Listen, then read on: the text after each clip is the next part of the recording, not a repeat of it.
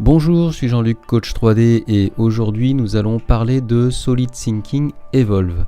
En fait, cette vidéo fait suite à une série de posts et de communications que j'ai fait sur mon blog 3dfacile.com et également sur LinkedIn concernant les logiciels hybrides. Et comme ce logiciel Solid Thinking Evolve était un petit peu énigmatique, je me suis dit que j'allais faire deux vidéos.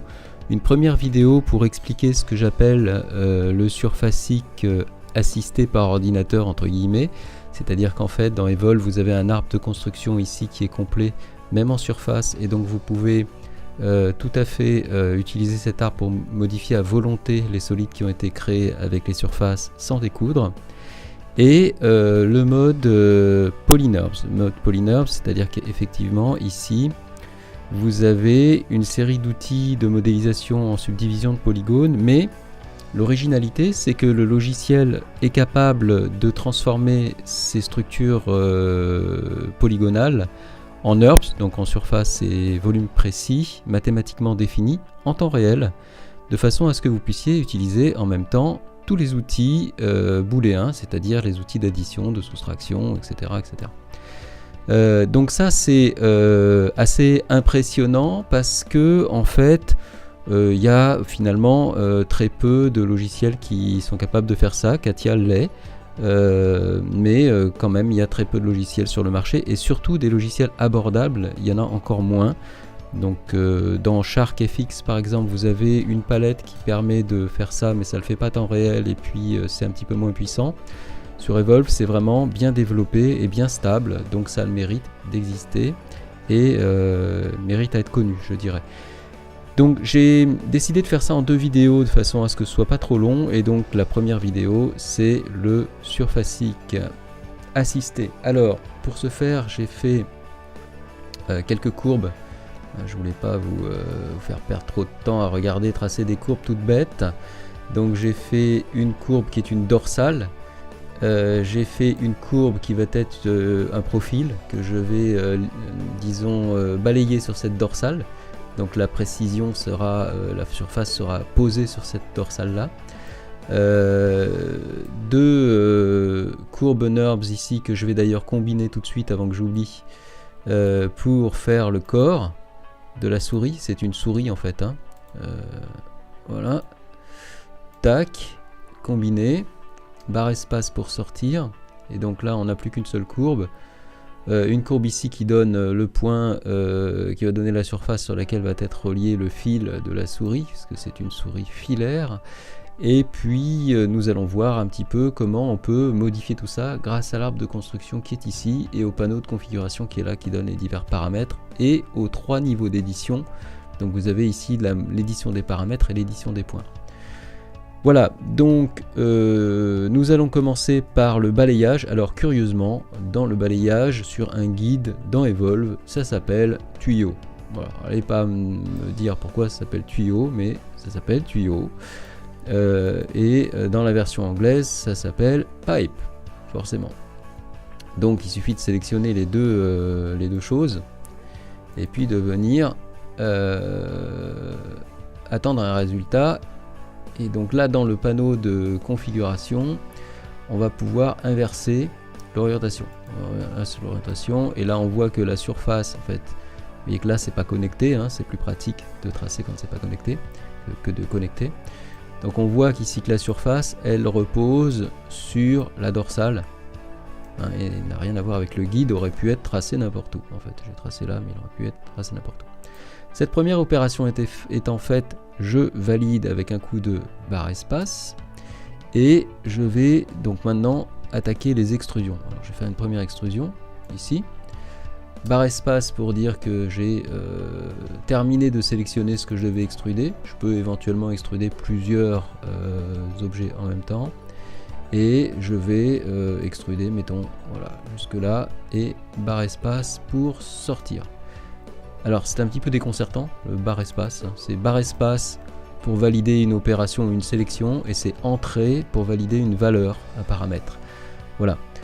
Et puis donc je vais faire la même chose avec cette surface là. tac, voilà. Barre espace pour dire que j'ai fini de sélectionner. Et puis, attends, je vais revenir par exemple dans cette vue-là. Et puis, je vais m'accrocher. Je vous donne quelques indications sur ce point-là, mettons, pour la hauteur. On peut rentrer bien sûr ici la hauteur paramétriquement. Et barre espace pour valider ou double-clic en fait, pour valider l'opération. Alors on revient sur la 3D. Il nous manque juste un truc pour fermer tout ça. Là, on va aller faire un plan. Alors, on va se mettre là, mettons. Voilà. Et puis là, je vais appeler un plan. Je vais le mettre par là. Et puis, on va le modifier après. Voilà. Donc, un plan. Voilà. On se retrouve avec notre plan. Alors, pour que ça n'embête pas, en fait, les calculs, on va le réduire un petit peu. Pour pas que ça se croise avec la surface du dessus. Voilà, hop, là ça a l'air d'aller. On va quand même le modifier encore un petit poil. Vous voyez qu'il y a des poignées, les poignées vertes permettent de... Enfin vertes, elles sont bleues d'ailleurs, pour des poignées vertes. Ça permet de donc agir, ce sont des manipulateurs qui permettent d'agir sur le solide, ou sur le plan, sur l'objet en tout cas. Voilà, on va le monter un tout petit poil. Pour que tout se coupe bien. Regardez ce que ça touche pas, donc là voilà, ça touche encore un petit peu. On va commencer à le bouger, voilà. Alors que l'idée c'est de définir complètement de façon manifold en fait un solide qui serait créé par l'intersection de toutes ces surfaces. Et maintenant comme c'est fait, nous allons valider, double-clic sur l'espace et nous allons donc transformer ça en solide avec ici la fonction créer un solide qui est toute bête. On appuie dessus, on clique sur toutes les faces qui jouent. Donc ici, mes 5 faces, on s'aperçoit qu'elles sont toutes vertes maintenant, c'est bon. Et un coup de barre espace pour pouvoir valider. Et donc là, on a notre solide. Alors, je parlais de logiciel hybride, donc là, on est passé d'une modélisation surfacique à une modélisation solide en effectuant cette fonction. Et donc maintenant, nous allons pouvoir utiliser les outils de modélisation solide, les fonctions solides pour continuer. Entre autres, ici, je vais utiliser la fonction congé. Je vais sélectionner mon solide, je vais passer donc un congé ici et un congé ici. Donc ça y est, j'ai fini de sélectionner, j'appuie sur espace. Il me demande maintenant le rayon, je vais mettre, mettons 2 mm. Et là, ça sera entrée, parce que c'est une valeur numérique. Est-ce que je suis sûr? Oui, paf, le congé. Donc vous voyez là on est vraiment en solide avec des outils solides classiques. Je reprends mon outil, je reclique sur mon solide, il me met tout ce que je peux, toutes les faces sur lesquelles je peux, toutes les arêtes sur lesquelles je peux faire un congé. Je vais propager un congé sur cette face. Donc j'ai fini de sélectionner espace, 1 mm, ça me convient, yes, oui. Donc je fais entrée et là donc j'ai fait mon solide. Troisième congé. Ici je vais mettre, mettons, cette fois-ci 0,5. Oui. Et voilà. Et donc c'est là où maintenant on a un solide. Et c'est là où maintenant on va commencer à voir toute la puissance de ce que l'arbre de construction ici et Parasolid, en particulier derrière, nous apporte en termes de facilité de modification. Je prends par exemple cette courbe-là, je passe aux éditions des points ici.